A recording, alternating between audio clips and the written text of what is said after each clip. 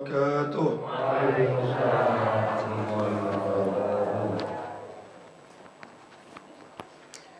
بسم الله والحمد لله الذي بنعمته تتم الصالحة وبفضله تنزيل البركة والكرمة وبرحمته تغفر الذنوب والخطيئة. اللهم صل وسلم وبارك على سيدنا وحبيبنا وشفيعنا ومولانا محمد وعلى آله وصحبه ومن والاه ولا حول ولا قوة إلا بالله. أما بعد.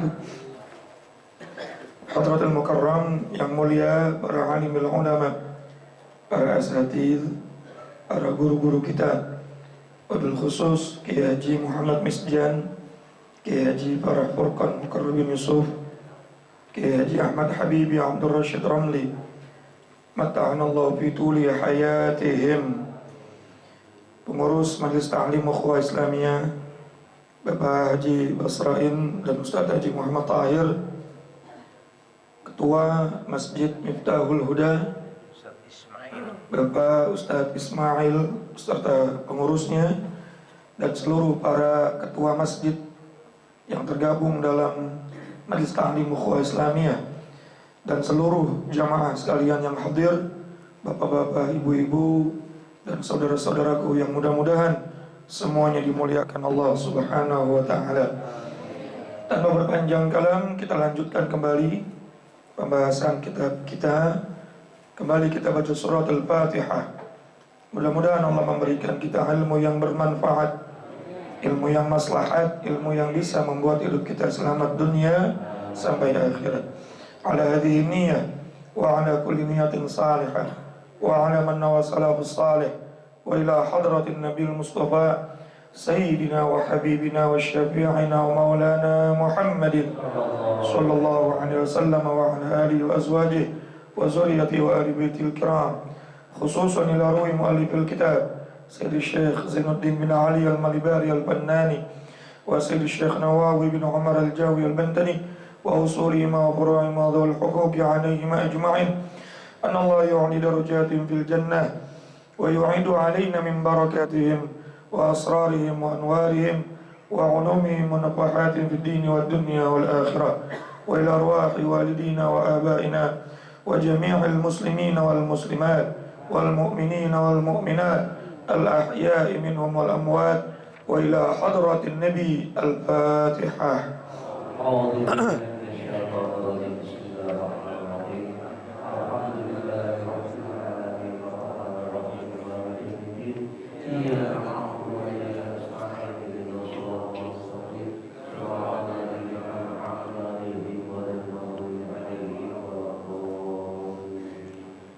Bismillahirrahmanirrahim. Qala al-musannif rahimahullahu ta'ala wa nafa'na bi'ulumihi wa amadna bi asrarihi fid dharain amin. Wa syu'batu tsaniyah, adapun cabang iman yang kedua, al-imanu adalah beriman bil malaikah, kepada para malaikatnya Allah. Sampai situ ya, betul ya? Bagaimana cara beriman kepada para malaikatnya Allah? Bi an tusaddiqa biwujudihim, dengan kita membenarkan keberadaannya. Apa yakin gak ada malaikat, Pak? Yakin ya? Berarti udah satu tuh, membenarkan adanya keberadaan malaikat. Yang kedua, meyakini dan membenarkan bi annahum ibadun mukramun, bahwa para malaikat itu adalah hamba-hamba Allah yang dimuliakan. Sehebat apapun mereka tetap hamba. Sehebat, sebagus, seindah apapun mereka tetap makhluk. Jadi jangan pernah disama-samakan kembali seperti zat Allah Subhanahu. Cuman malaikat itu mukramun, dimuliakan. Malaikat itu dimuliakan. Siapa yang memuliakan?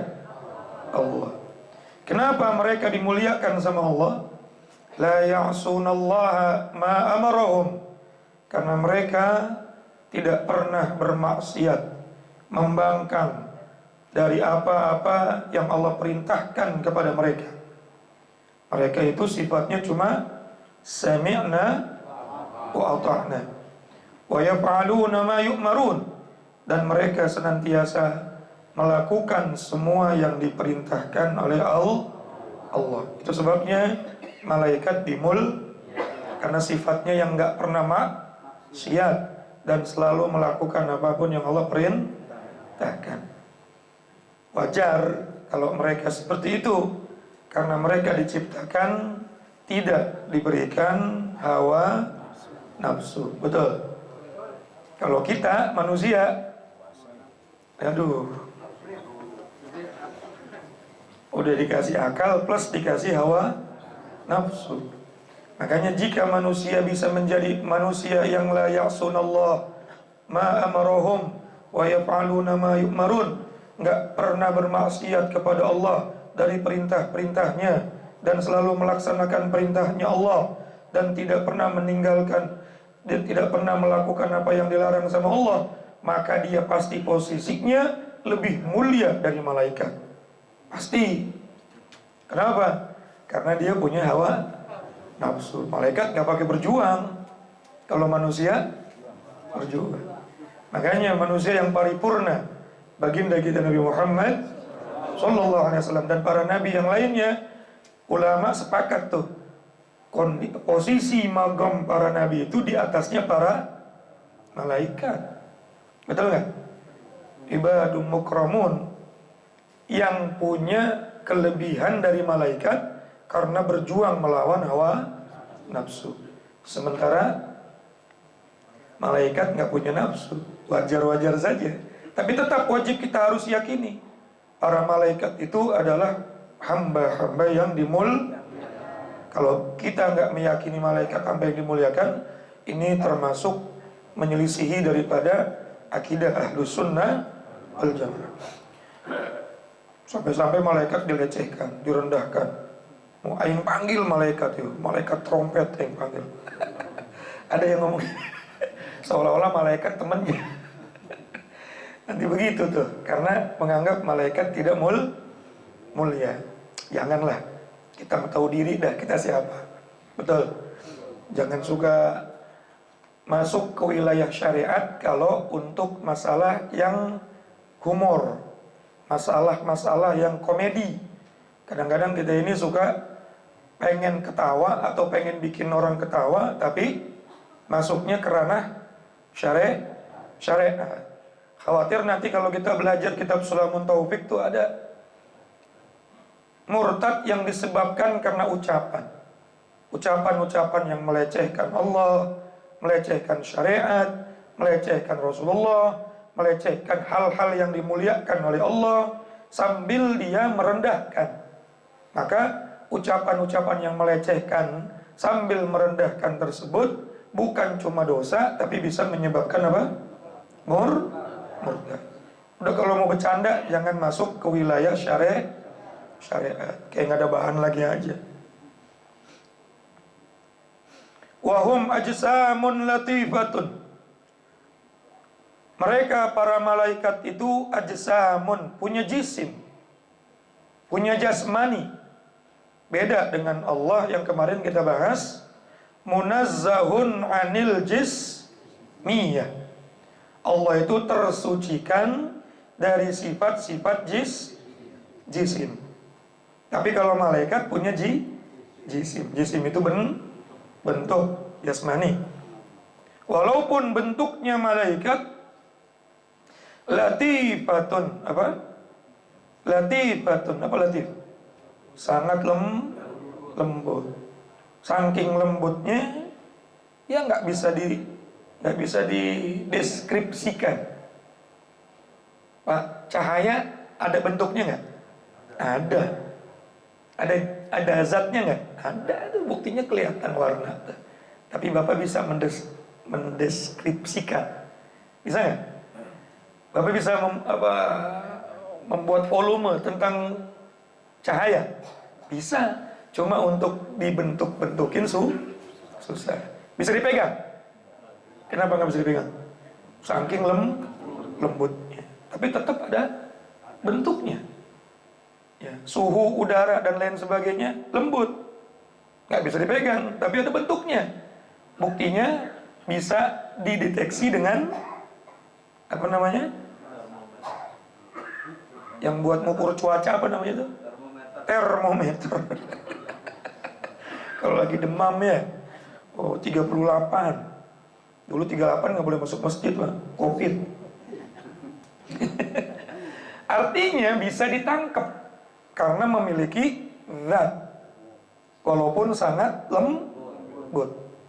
Tapi kalau Allah nggak bisa seperti itu, ya, Masya Allah. Makanya kemarin ada yang nanya, kalau nggak bisa dideskripsikan Allah, bagaimana kita menyembah Allah? Ente nggak usah ngomongin Allah dah. Ente makan cabai. Makan cabai, ada rasanya nggak? Ada. Apa rasanya? Pedes. Bentuknya pedes kayak gimana? Bisa nggak mendeskripsi itu apa ya? Mendefinisikan bentuk pedes itu bagaimana? Bisa nggak? Itu baru makhluk. Bisa terasa, ada zatnya, tapi kita nggak bisa. Bagaimana bentuknya pedes, bentuknya manis? Apalagi Allah. Udah yakin aja Allah Maha ada, zatnya Allah ada, sifatnya ada, perbuatannya ada, tapi semuanya mukhalafatul munazzahun anil jismiyah, tersucikan dari sifat-sifat jisim. Malaikat walaupun lembut tapi ada bentuknya, ada jisimnya. Ya, termasuk tadi itu pedas, makhluk bukan pedas, Pak. Makhluk, selain Allah semuanya makhluk. Itu saja kita nggak bisa mendefinisikan pedas kayak gimana. Bapak puyeng nggak? Puyeng nggak sekarang? Puyeng. Yang pulang liburan pada puyeng apa kagak tuh? Duit habis, baju kotor banyak. Laundry, ya Allah. Nyari duit setahun habis cuma kan dari tanggal 25, 26, 27, 28, 29, 30 seminggu tuh habis. Pusing makhluk bukan, Pak? Umat makhluk bukan? Kerasa nggak? Coba saya pengen tahu bentuknya puyeng kayak gimana. Itu aja kita nggak paham. Apalagi mau menjisimkan Allah bagaimana? Ya Allah. Masya Allah, udah yakin aja Allah ada, udah ya, nggak usah terlalu panjang jauh-jauh terpuyeng, lagi dah. Intinya mukhalafatul. Tapi kalau malaikat jisimnya ada. Seperti halnya cahaya, karena memang malaikat tercipta daripada nuraniyah, sebangsa cahaya. Tapi sangat latifah, sangat zawatu arwahin. Malaikat adalah makhluk yang memiliki ruh. Ada ruhnya? Ada. Berarti setiap yang punya ruh mati nggak? Mati. Malaikat mati nggak? Mati nanti ketika hari kiamat mati. Allah menegaskan dalam Al-Quran, kullu man 'alaiha fan wa yabqa wajhu rabbika dzul jalali. Semua makhluk, ya, selain Allah akan musnah, fana, hancur. Selain Allah, siapapun itu, malaikat kek, nabi kek, jin kek, apalagi kita manusia, ya, makhluk yang paling lemah, lemahnya makhluk manusia, lemahnya makhluk manusia, kecil, lemah, belagu.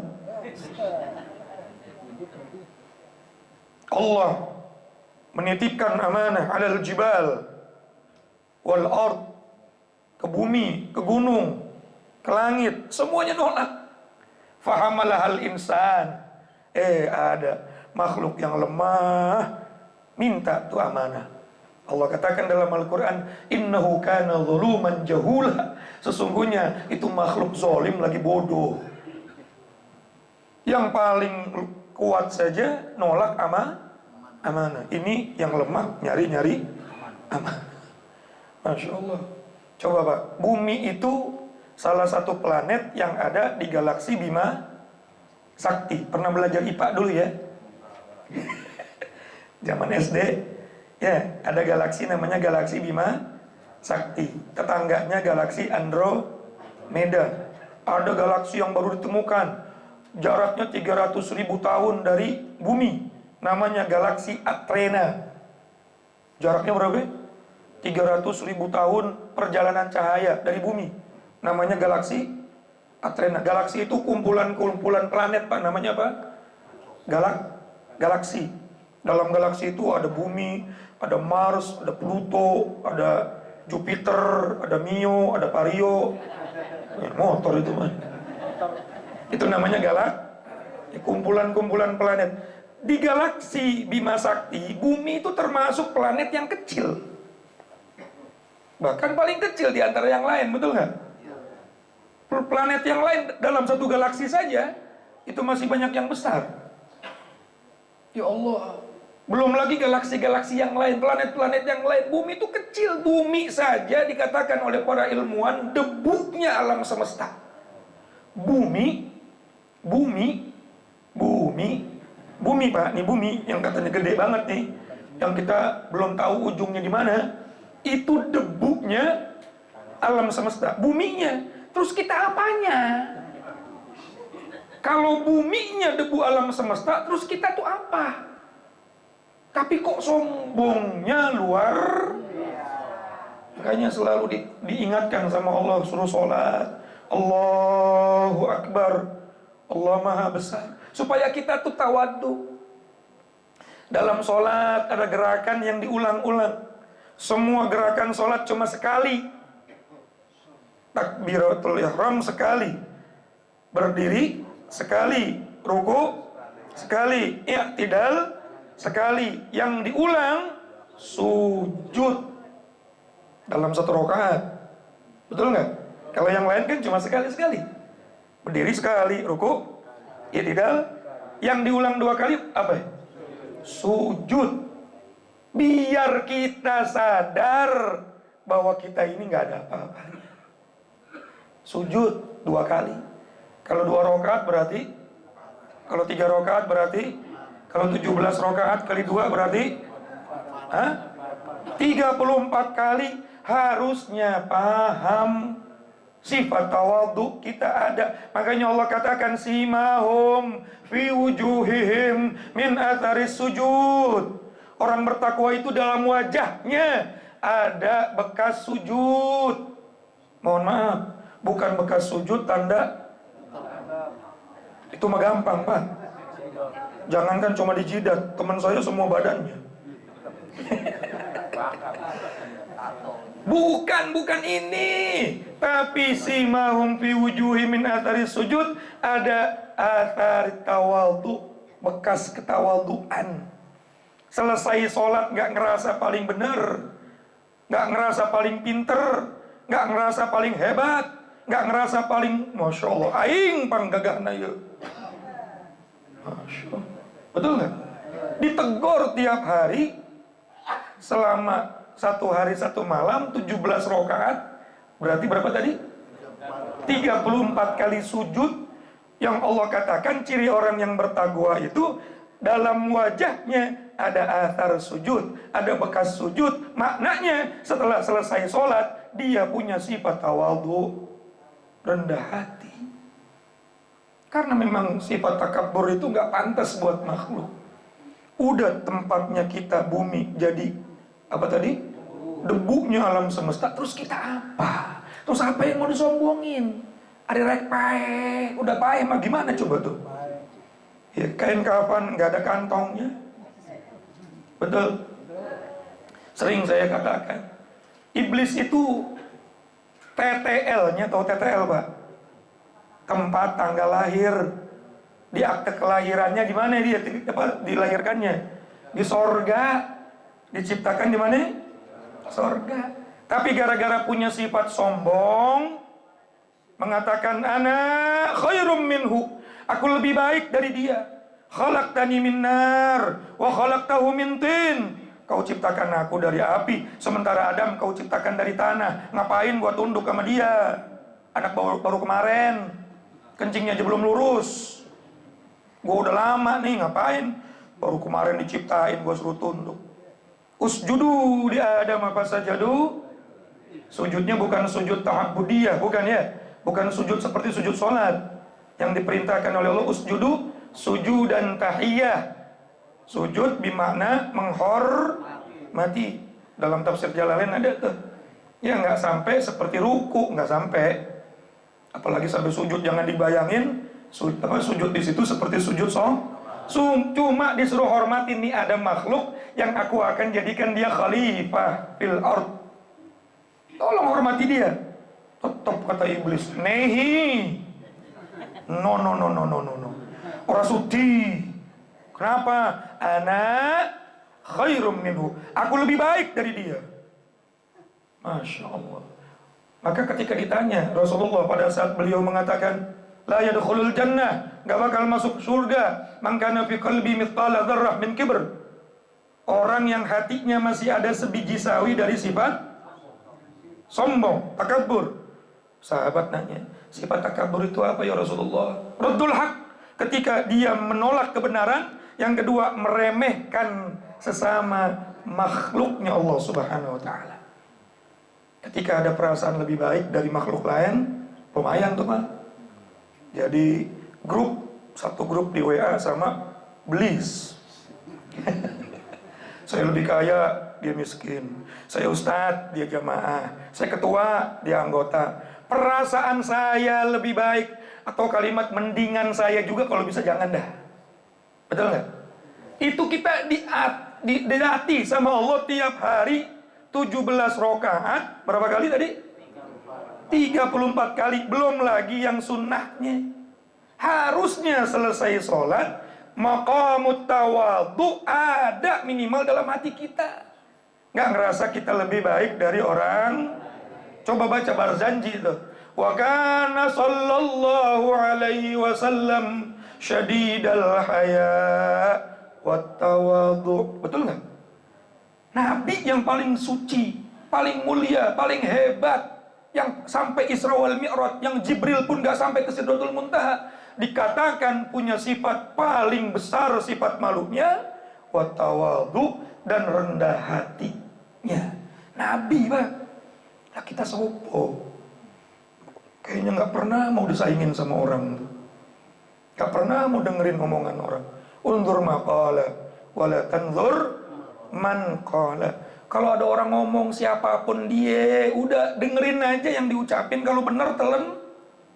Jangan ngelihat siapa yang mengucapkan. Wah, dia mau musuh gua, ngapain gua dengerin? Ya, dia mau orang miskin, ngapain gua dengerin? Kalau orang miskin ngasih petunjuk yang benar, dengerin. Pak, di sono ada jurang, Pak. Ah, lu ngomong apa? Gak didengerin. Dia ngebut baik, nyemplung sih ya goblok. Betul nggak? Gara-gara nggak mau denger. Betul. Kenapa Abu Jahal, Abu Lahab, Abu Sofyan, Abu Gosok itu nggak mau denger Nabi Muhammad? Bukan karena nggak tahu Nabi Muhammad Rasul, gengsi. Ih, naon sia Muhammad mah? Rizia ponakan aing goblok. Ngapain lu nasehatin gua? Padahal dia tahu nih Muhammad orang bener, tapi karena gengsi, nggak mau nerima nih anak baru kemarin ngomong. Ya Allah kali. Betul. Akhirnya mereka semua mendapatkan laknat dari Allah. Tabbat yada abi lahabiu. Ayo bah, ayo mamang, masuk Islam, iman sama Allah, biar selamat. Kata Abu Lahab, gak usah ngomong lu mat. Gue mau bakal selamat. Gue punya duit banyak, bisnis saya sukses, banyak penjaga saya bisa selamat dunia akhirat. Allah langsung katakan, ma'aghna anhu maluhu wa ma kasab. Nggak bakalan ada manfaatnya. Apa yang jadi bisnis ente, apa yang jadi punya harta ente, nggak akan ada manfaatnya kalau Allah sudah murka kepada ente. Ma'aghna anhu maluhu wa ma kasab. Sayasla naran. Jadi kita nggak bisa nerima kebenaran kalau masih punya sifat betul nggak? Kalau masih ngeremehin orang, kalau masih menolak Orang itu menolak kebenaran karena masih meremehkan orang lain. Betul? Masya Allah. Mudah-mudahan kita, ini kan bulannya sholat ya. Rajab itu kan bukan cuma syahrullah, tapi Isra Mi'raj itu kan salah satu poinnya adalah sholat. Betul ya? Nah, maka kita ambil tuh pelajaran paling utama dari sholat, yang Allah juga katakan simahum fi wujuhihim min athari sujud. Kelar sholat ada bekas sujudnya, bukan bekas sujud pegede-gede tanda di dia, bukan. Tetapi bekas sujud adalah maqamut tawadhu, punya sifat ketawaduan. Itu salah satu tafsirnya ya. Punya sifat rendah hati. Man tawadhu'a rafa'ahu Allah. Siapa orang yang tawadhu, rendah hati, gak pernah merasa lebih baik dari orang lain, rafa'ahu Allah. Allah akan angkat derajatnya, dimuliakan, ditinggikan oleh Allah Subhanahu wa taala. Wa man takabara wada'ahu Allah. Dan siapa orang yang takabur, orang yang sombong, orang yang merasa dirinya lebih baik dari orang lain, Allah akan hancurkan sehancur-hancurnya derajatnya di hadapan Allah Subhanahu wa taala. Jangankan di hadapan Allah, Pak, ada jenderal bintang 7 sombong, ada kehormatannya enggak? Ada kehormatannya enggak? Ada kemuliaannya enggak?